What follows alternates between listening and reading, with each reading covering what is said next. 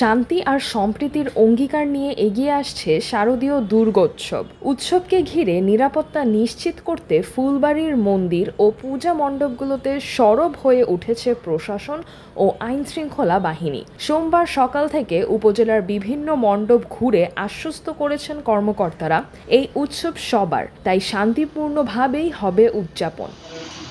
মঙ্গলবার 23 সেপ্টেম্বর সকাল 10টার দিকে উপজেলা নির্বাহী অফিসার মোহাম্মদ ইসাহাক আলী এবং মধ্যপাড়া সেনা ক্যাম্পের অধিনায়ক মোহাম্মদ আরমান এর নেতৃত্বে আইনশৃঙ্খলা বাহিনীর একটি দল পৌর শহর সহ উপজেলার বিভিন্ন মন্দির ও পূজা মণ্ডপ পরিদর্শন করেন। এ সময় মধ্যপাড়া ক্যাম্পের ক্যাপ্টেন মাহিন, ফুলবাড়ি উপজেলা পূজা উদযাপন পরিষদের আহ্বায়ক আনন্দ কুমার গুপ্ত, সদস্য সচিব রতন চক্রবর্তী, জাতীয় নাগরিক পার্টির উপজেলা প্রধান সমন্বয়কারী ইমরান চৌধুরী নিষাদ প্রমুখ উপস্থিত ছিলেন। পরিদর্শনকালে তারা পৌর এলাকার শিব মন্দির, কেন্দ্রীয় শ্যামা কালী মন্দির ও ফ্রেন্ডস ক্লাব মণ্ডপ সহ একাধিক মন্দিরে যান। পূজায় অংশ নিতে আগত ভক্তদের সঙ্গে আলাপ করে শান্তিপূর্ণভাবে উৎসব পালনে প্রশাসনের সর্বাত্মক সহযোগিতার আশ্বাস দেন।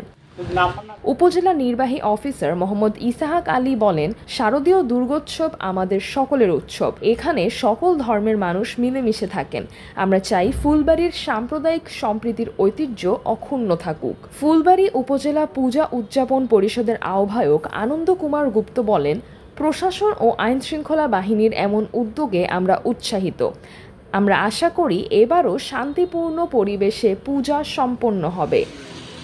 উল্লেখ্য, চলতি বছর ফুলবাড়িতে মোট 63টি মন্দির ও পূজা মণ্ডপে দুর্গোৎসব অনুষ্ঠিত হতে যাচ্ছে।